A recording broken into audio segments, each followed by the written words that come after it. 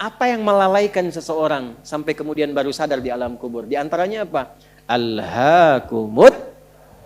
Nah, terlalu tertambat hatinya dengan dunia. Harta. Enggak dilarang memperbanyak harta, silahkan banyak-banyakin. Banyakin. Tapi untuk apa? Fi sabilillah. Taati Allah dengan harta itu. Maaf, jangan kebayang kalau fi sabilillah itu untuk infak saja. Cari kotak masjid. Ya, setanah kusir. Enggak begitu, kan ada konsepnya. Ini untuk yang di keluarga. Bagaimana kenyamanan di rumah, bikin rumah yang nyaman sehingga punya musalla. Ya, anak-anak sekolahkan di tempat yang mengenal Allah, tingkatkan kualitasnya. Pakai untuk umrah, pakai untuk haji. Lihat saudara-saudara di samping. Setelah itu lebarkan. Baru ada babnya lagi setelah orang tua, saudara, kerabat, ada anak yatim, baru dibuka untuk umum. Ada petanya. Nah sekarang pandai-pandai dengan harta, antum menghitung kebutuhan sebulannya berapa. Tabungan pemetaannya berapa. Nah yang lewat dari situ, itu titipan Allah, bekal antum untuk mendapatkan ridhonya. Sebelum diambil. Antum gaji 30 juta, kebutuhan rumah tangga 15 juta, tabungan 5 juta. 10 juta itu bekal tabungan antum tuh akhirat. Maka babnya keluarkan di Quran. Apa bab ibadah lewat harta? Tunggangi itu. Jangan terlalu bergantung. Nanti begitu meninggal baru sadar. Mau balik lagi nggak bisa. Antum sekarang punya kedudukan. Satu saat hilang kedudukan itu. Pelajari bab tentang fikih kedudukan. Bagaimana menaati Allah lewat kedudukan. Bikin kebijakan yang baik. Sebelum meninggal. Antum lagi belajar sekarang. Taati Allah lewat ilmu. Bagaimana cara belajar yang benar. Sebelum meninggal. Ada yang kerja ngumpulkan harta aja. Ya, ada yang ngumpulkan, hitung sebanyak-banyaknya sampai lupa, tidak menjadikan semua itu sebagai bekal pulang. Selanjutnya, Al-Adiyat ayat 9. Afala ya'lamu idza bu'athira ma fil qubur wa khusfis. Tuh. Ini untuk pelaku maksiat. Yang banyak berbuat maksiat. Apa nanti enggak malu dan enggak khawatir kalau itu diungkap di alam kuburnya? Silahkan Anda tutup-tutupi saat di dunia. Tapi kalau nggak ditobati, di alam kubur akan terasa. Saya ulangi, di alam kubur akan terasa. Silahkan tutupi. Jadi ada dua tipe pelaku maksiat ini. Yang pertama, pelaku maksiat yang menutupi kemaksiatannya, tapi tidak tobat. Ya, awas, ini tipe pertama. Yang saya maksudkan pelaku yang tidak tobat ya, bukan yang tobat. Jadi pelaku maksiat, dia sadar dia maksiat. Dia bisa tutupi dari manusia, tapi dia pilih nggak tobat. Nah ini nanti akan diungkap di alam kubur dan diberikan satu muqaddimah azab nerakanya. Yang kedua, pelaku maksiat yang sadar dengan maksiatnya dan secara terbuka dia bermaksiat. Karena merasa kuat dengan menunaikan atau mengerjakan perbuatan maksiat itu. Ya. Nah itu dua tipe seperti itu. Turunlah kemudian surah Al-Adiyat ini salah satunya. Afala ya'lamu idza bu'athira ma fil qubur wa husila ma fis, akan diungkap satu saat nanti. Kalaupun Anda tutupi. Tapi bagi yang terakhir, perhatikan baik-baik. Bagi yang merasa nyaman dengan kekuatannya, baik itu kedudukan ataupun harta, sehingga terang-terangan berbuat maksiat dan merasa tidak ada yang mampu untuk mencegahnya, itu saat masuk kuburnya langsung ditampakkan neraka pagi dan petangnya. Di surah Ghafir surah ke-40 ayat 46. An-naru yu'raduna 'alaiha ghuduwan wa 'ashiyya. Hati-hati. Ya, hati-hati. Wa yauma taqumus sa'atu adkhilu 'auna asyaddal adzab. Jadi maaf orang-orang yang maaf sekali gemar mengumpulkan harta hanya untuk pamer saja, untuk mengoleksi dunia, tak pernah punya visi hidup untuk pulang, maka mesti hati-hati. Alhaakumut takats. Orang yang maksiat terbuka nggak mau sadar mesti hati-hati, ya, karena cara pulangnya itu berbeda. Teruskan. Quran surah Al-Infitar ayat keempat. Ketiga, kan 8 ya semua ya. Wa idzal quburu bu'thirat. Al-Infitar ayat keempat. Apabila yang dikubur itu sudah terungkap, terbuka semua. Maksudnya selesai. Terbelah. Ini kiamat. Jadi dikubur pun gak selamanya. Ya. Ada yang pengen abadi di alam kubur? Tidak, gak selamanya. Ya. Jadi kalau yang nikmat di alam kubur tadi, kan diberi kenikmatan ya. kenikmatan pembuka. Itu cuma mukadimah aja Pak Bu. Insya Allah nanti kalau sudah masuk kubur, ya insya Allah mudah-mudahan dimuliakan. Itu kalau dapat kemuliaan itu cuma pembuka. Itu cuma pembuka saja, mukadimah saja. Diberi kenikmatan melimpah, enak, istirahat, nyaman dan macam-macam, ya. Itu cuma pembuka aja. Nanti satu masa selesai di situ. Wa idzal quburu bu'tsirat. Selesai semuanya, balik kita ke alam lain, puncaknya ke akhirat. Nah, ayat ini Al-Infitar ayat yang keempat ingin menegaskan di alam kubur pun tidak abadi, pindah. Oh berarti yang pelaku maksiat tadi menyimpulkan, gak apa-apa kan cuma sementara mimpinya bangun. Iya Cepi, cuma saat bangun lebih dahsyat. Jadi yang luar semua. Ya. Terus, Quran Surah Abasa. Ya, Surah 80 ayat 21. Baik, pelan-pelan.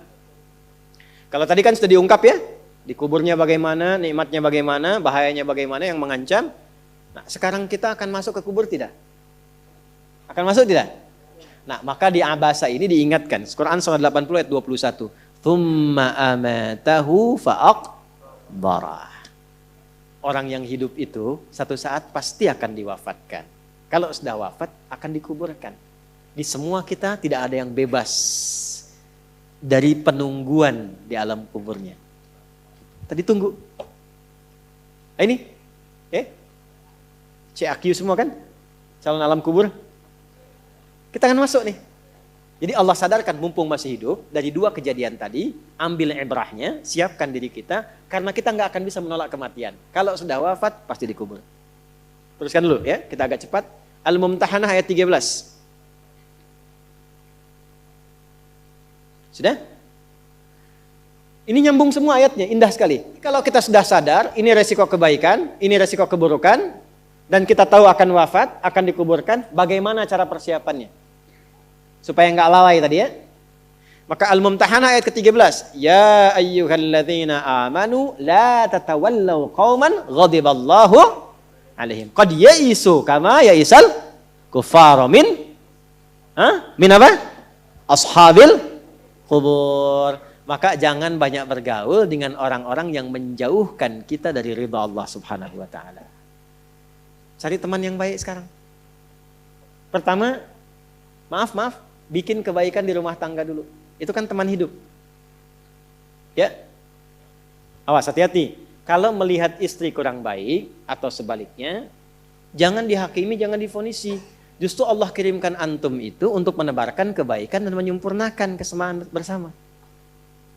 Jelas? Jadi sekarang yang dilakukan teman hidup dulu. Rubah jadi baik dulu. Anak-anak jadi baik dulu.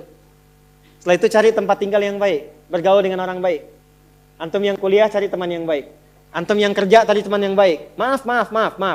Kalau ada tawaran, kedudukan, hartanya berlipat, tapi menjauhkan Anda dari Allah, ingat ini. Tsumma amatahu fa'aqbarah. Ingat saat ditawari itu Anda meninggal. Dikubur. Dan ingat ancamannya.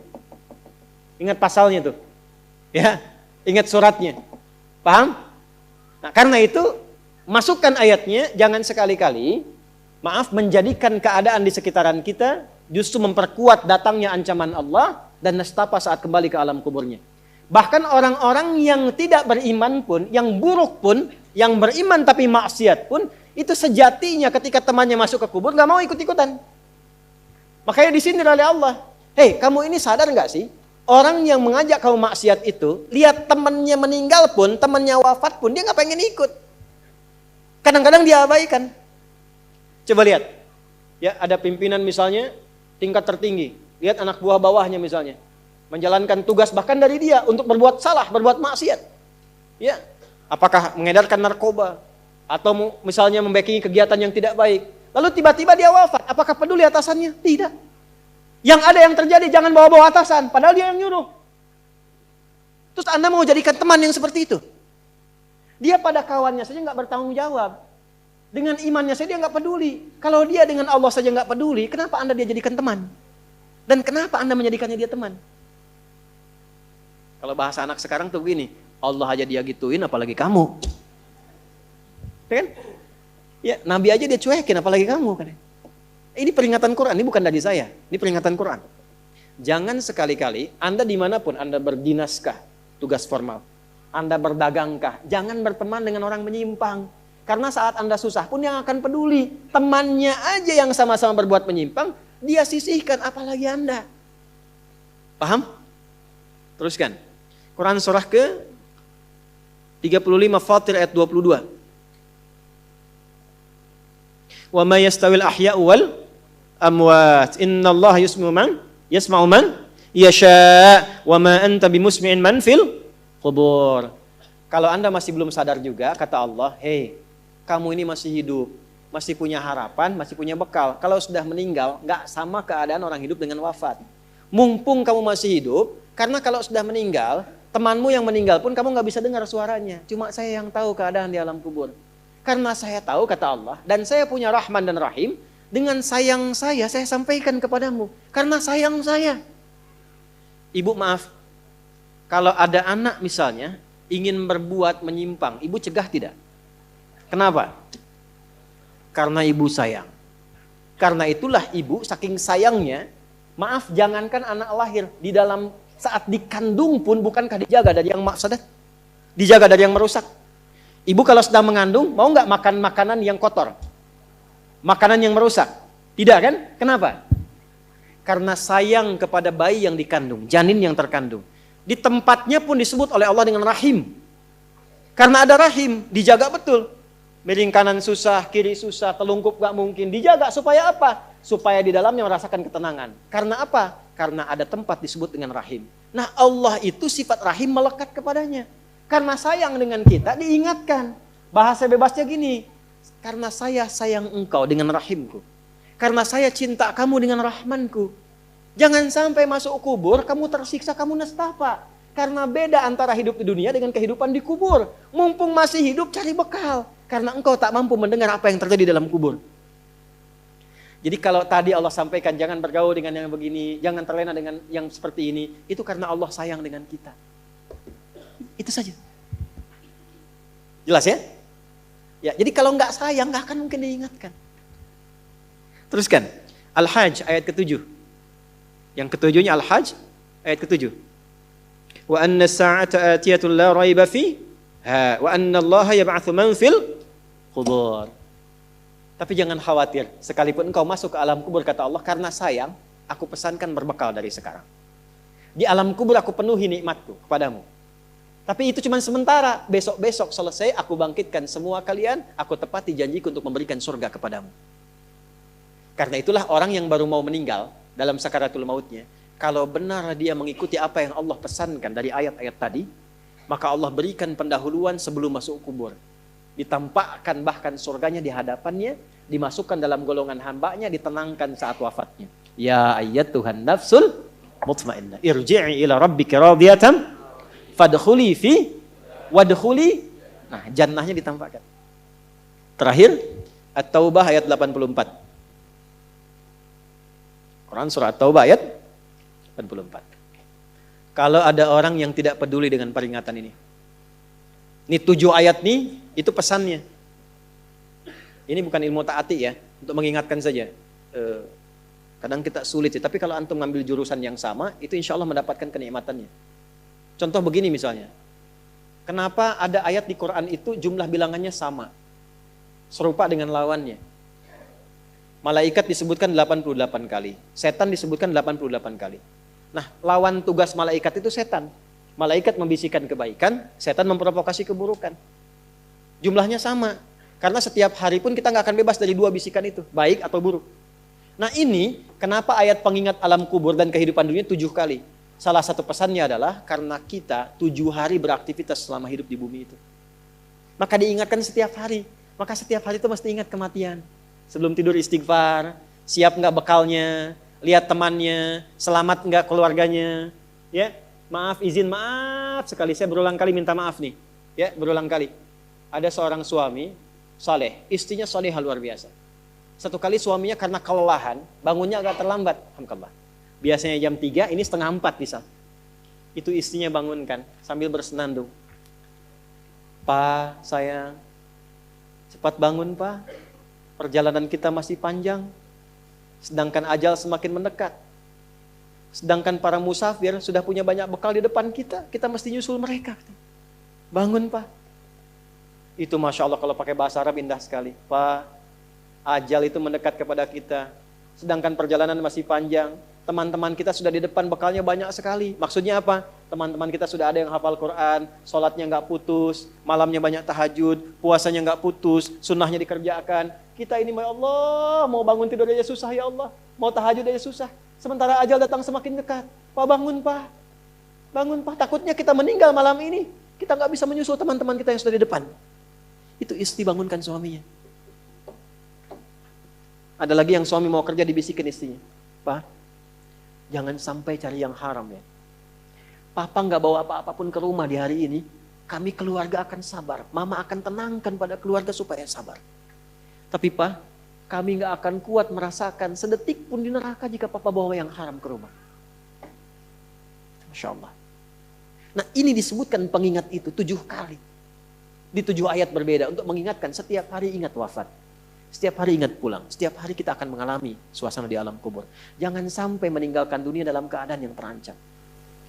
Kalau masih nggak sadar juga dengan pengingat ini, muncul ayat ke-8. Muncul ayat ke-8. Di At-Taubah ayat 84. Tempatnya pun At-Taubah. Ngajak taubat dulu sebelum diingatkan. Tapi dasar karena nggak pengen taubat juga, maka munculnya ancaman. Kalau ada yang masih nggak peduli, bahkan ada orang Islam yang masih bertahan dengan keburukannya, menampakkan ke orang lain dengan sifat nifaknya, maka turun ayatnya. Wala tusalli ala ahadim minhum mata abada. Wala taqum ala qabri. Allahu akbar. Innahum kafaru billahi wa rasuli wa matu wa hum fasiqun. Kalau ada yang masih begitu, dan Anda lihat diingatkan susah, masih menampakkan kemaksiatan, Allah langsung memberikan ancamannya. Kalau dia bertahan demikian sampai dengan wafat, gak usah disolatkan. Jangan sampai berdiri di depan kuburnya katanya. Kurang apa lagi? Tiap hari diingatkan. 7 kali, 7 hari beraktivitas, 7 kali diingatkan. Diberikan kasih sayang, diarahkan pada yang benar. Ditunggu sampai tobat, tapi masih mengancam. Masih menampakkan kehebatannya sampai dia wafat. Maka peringatannya apa? Orang-orang yang sengaja menantang berbuat maksiat, menghalalkan dosa yang besar, itu dihukumi oleh Quran. Kafaru billah. Yang menghalalkan dosa besar itu dihukumi kufur. Tapi jangan sembarangan, ya, jangan sembarangan menghukumi. Karena ada yang punya otoritas di situ. Gak boleh Anda sembarangan, ini kufur, ini togut, ini gak boleh. Gak boleh. Ada yang punya otoritas. Dan ada yang paham fikihnya. Gak boleh sembarangan. Hati-hati kalau ada aliran mengajak Anda, ini togut, ini aja, bunuh aja, tembak aja. Tinggalkan itu. Tinggalkan. Karena ada yang punya otoritas untuk menentukan klasifikasi mana yang benar, mana yang salah, mana yang ini, mana yang begitu. Jangan sampai terbawa pada aliran demikian. Jelas ya? Baik. Tapi kalau ada yang nekat berbuat maksiat sampai wafat, kata Allah, Nabi pun sampai dilarang. Jadi ini ayat turun tentang Abdullah bin Ubay bin Salul yang hidupnya mengaku muslim tapi banyak sekali menyakiti Nabi. Banyak berbuat maksiat, bahkan merencanakan pembunuhan kepada Nabi. Ditampakkan oleh Allah, begitu Nabi ingin menampakkan sisi kemanusiaan dengan menyolatkannya, turunlah ayat ini. Jangan disolatkan Muhammad. Jangan disolatkan. Biarnya sama teman-temannya. Jadi biasanya orang munafik ketemu munafik lagi. Ketemu munafik lagi. Hati-hati. Jangan sampai yang menyolatkan itu sesama munafik, sama perbuat maksiat. Orang Islam dilarang yang beriman yang baik, bahkan wala takum ala qabri. Ke kuburnya pun jangan diantar. Jangan berdiri di depannya. Jangan sampai terancam demikian. Karena itu kalaupun ada yang nampak ciri-cirinya, kita doakan supaya kembali ke jalan yang benar. Kita tunjukkan kebaikan dengan lemah lembut. Supaya dengan itu sadar dan menjadi bagian dari orang-orang beriman yang mendapatkan ridha Allah Subhanahu wa taala. Apalagi kalau itu bagian dari keluarga. Paham?